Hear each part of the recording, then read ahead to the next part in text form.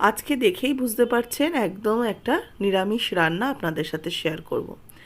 বাঙালির একদম পাঁচমিশালি একটা সবজি, আমাদের সকলের প্রিয়। আর এখন যেহেতু ডাঁটার সিজন, কাটোয়ার ডাঁটা যেটাকে আমরা বলি, সেই একটা তরকারি করব। এর জন্য কুমড়ো, ঝিঙে, পটল, কাঁকরোল, গাঁঠি কচু, বেগুন আর তার সাথে ডাঁটা কেটে রেখে দিয়েছি। নিজেদের ইচ্ছা মতো এখানে সবজি অ্যাড করতে পারেন। কড়াইতে দিয়ে দিয়েছি সর্ষের তেল।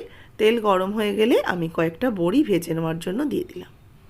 বড়িগুলোকে একটু লাল করে ভেজে তুলে রাখবো। এখানে আমি আজকে বিউলির ডালের বড়ি ব্যবহার করেছি, চাইলে আপনারা মটর ডালের বড়ি দিয়েও করতে পারেন।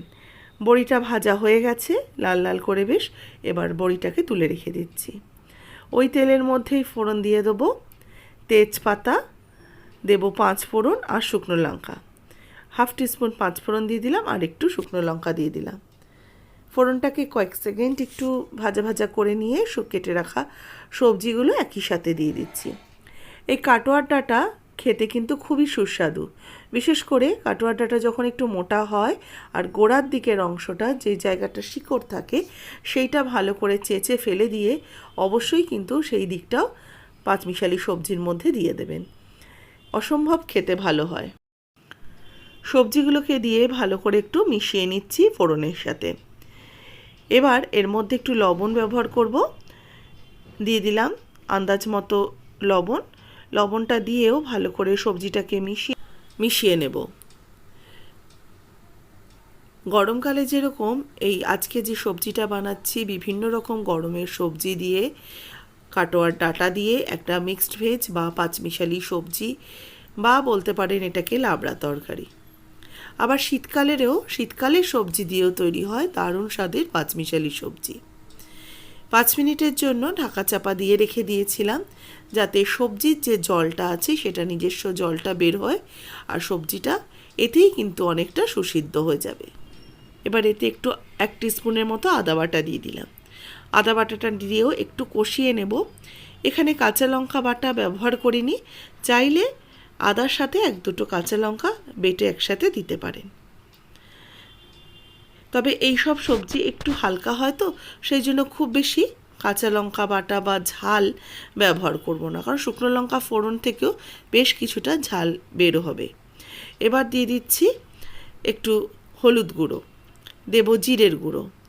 হলুদ গুঁড়ো 1 টিস্পুন, জিরের গুঁড়ো হাফ টিস্পুন দিয়ে মশলার সাথে সবজিটাকে মিশিয়ে নেব। আর এতে কিন্তু বিশেষ কিছু মশলাপাতি পড়বে না, কারণ এই সবজিটা নিজস্ব স্বাদই এত ভালো হয়, এতে আর অন্য কোনো সবজির মশলার প্রয়োজন নেই। এবার সামান্য একটু জল দিয়ে দিলাম। তলাটা একটু লেগে লেগে আসতে বলে অল্প একটু জল দিয়ে আবারও কিছুক্ষণের জন্য ঢাকা দিয়ে রেখেছিলাম। সবজিটা কিন্তু অনেকটাই প্রায় হয়ে এসছে। সবজিগুলো একটু সেদ্ধ হয়েছে কিনা চেক করে নেব। ডাঁটা আর আলু এই দুটো জিনিস চেক করে নিলেই কিন্তু বুঝতে পারবো সমস্ত সবজি সেদ্ধ হয়ে গেছে। দেখেই বুঝতে পারছেন। এবার এর মধ্যে অ্যাড করব মিষ্টি। 1 টিস্পুন মিষ্টি দিয়ে ভালো করে মিশিয়ে নেব। এই সবজিগুলোতে একটু চিনি না দিলে কিন্তু খেতে ভালো লাগবে না। ভালো করে মিশিয়ে নেওয়ার পর এই সবজিটা একটু ছাড়া ছাড়া হয়, যেহেতু খুব বেশি মশলাপাতি পড়ে না। এবার এর মধ্যে একটু আটা বা ময়দা, যে কোনো যেটা হাতের কাছে থাকবে, বা চালের গুঁড়ো কিন্তু ব্যবহার করতে পারেন, এই হাতে করে নিয়ে একটু ছড়িয়ে দিলাম। আর এর সাথে দিয়ে দিচ্ছি 1 টিস্পুন ঘি, আর দেবো কিছুটা ধনেপাতা কুচি। এবার এটাকে মিক্সড করে নেব।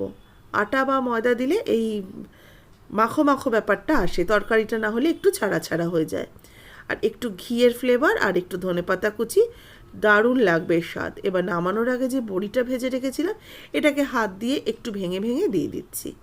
তৈরি হয়ে গেছে পাঁচমিশালি একটা কাটোয়ার ডাঁটার সবজি। এটা কিন্তু আমার বেশ ভালো লাগে একটু টক ডালের সাথে খেতে। টক ডালের সাথে তো অনেকেই ভাজা বা ভর্তা, আলু মাখা এসব পছন্দ করেন, তো আমার কিন্তু টক ডালের সাথে এরকম একটা পাঁচমিশালি সবজি খেতে বেশ ভালো লাগে। আজকের রেসিপিটা অবশ্যই আমি জানি এটা অনেকের বাড়িতেই হয়ে থাকে, তবুও চেষ্টা করেছি নিজের মতো করে, নিজের বাড়িতে যেভাবে হয় সেইভাবে করার। রেসিপি ভালো লাগলে লাইক শেয়ার করবেন, যারা নতুন দেখছেন সাবস্ক্রাইব করে পাশে থাকা বেল আইকন প্রেস করে দেবেন। ফেসবুক পেজের বন্ধুরা পেজটাকে অবশ্যই ফলো করে রেসিপিটাতে একটা লাইক দেবেন।